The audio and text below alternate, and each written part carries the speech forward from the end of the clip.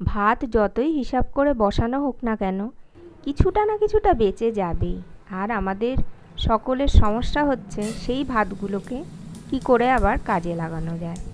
ভাবতে ভাবতে হাতের সামনে যা তরকারি ছিল কেটে নিলাম। উনুনে একটা ডেকচি বসিয়ে তার মধ্যে খানিকটা তেল দিয়ে 5 ফোড়ন আর তেজপাতা দিয়ে দিলাম। এদিকে কেটে রাখা সবজিগুলো, আলু, পটল আর গাজর এর মধ্যে দিয়ে ভালো করে ভেজে নিলাম। কিছুটা ভাজা হলে তার মধ্যে একটু আদা বাটা আর লঙ্কা কুচি দিয়ে দিলাম। এটা ভালো করে ভাজতে ভাজতে আমি ওদিকে একটু মসুর ডাল আর মুগ ডাল ধুয়ে রাখলাম। এর মধ্যে পরিমাণ মতো লবণ আর হলুদ দিয়ে দিলাম, দিয়ে আর একটু ভেজে নিলাম। ভালো করে ভাজা হয়ে গেলে এই ডালটা দিয়ে দিলাম এর মধ্যে। এতক্ষণে নিশ্চয়ই দর্শক বন্ধুরা বুঝে গেছেন আমি কি রান্না করতে চলেছি। হ্যাঁ, ঠিকই ধরেছেন। এই যখন রান্না করব ভাবছি, তখনই এমন হুড়মুড়িয়ে বৃষ্টি এলো, ভাবলাম তাহলে আজকে খিচুড়িই হয়ে যায়।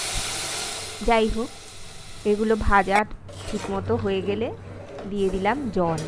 একটু বেশি করেই জল দিয়ে দিলাম। এই সবজি আর ডাল বেশ কিছুটা সেদ্ধ হয়ে গেলে তারপরে আমি বেঁচে যাওয়া ভাতটা দেব। মোটামুটি 60% মতো হয়ে গেছে। এইবারে এর মধ্যে ভাতটা দিয়ে দিই, তাহলে ভাতের সাথেও সমস্ত মশলা আর এই সবজি আর ডালের রস টস সব ঢুকে যাবে। দিয়ে দিলাম ভাতটা, ভালো করে মিশিয়ে নিলাম। এইবারে আমি কিছুক্ষণ এটা ফুটতে দেব। একটু চিনি দিয়ে দিলাম টেস্টটাকে ব্যালেন্স করার জন্যে। এবারে ভালো করে নেড়ে নিয়ে মিশিয়ে দিলাম। এর মধ্যে আমি ঢাকা দিয়ে রেখেছিলাম, ঢাকা খুলে দেখলাম হ্যাঁ সব হয়ে গেছে, সেদ্ধও হয়ে গেছে ভালোভাবে। উপর থেকে ঘি ছড়িয়ে নামিয়ে নিলাম।